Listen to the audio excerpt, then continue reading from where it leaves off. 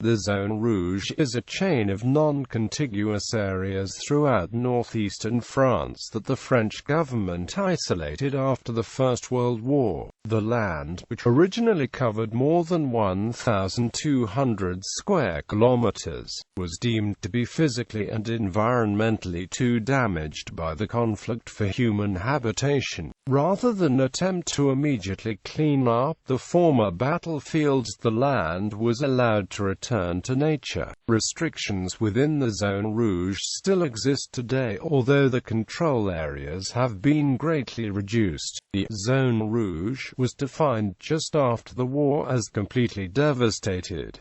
Damage to properties, 100%. Damage to agriculture, 100%. Impossible to clean. Human life impossible. Under French law, activities such as housing, farming or forestry were temporarily or permanently forbidden in the Zone Rouge. This was because of the vast amounts of human and animal remains and millions of items of unexploded ordnance contaminating the land. Some towns and villages were never permitted to be rebuilt after the war. Main dangers. The area is saturated with unexploded shells, grenades, and rusty ammunition. Soils were heavily polluted by lead, mercury, chlorine, arsenic, various dangerous gases, acids, and human and animal remains. The area was also littered with ammunition depots and chemical plants.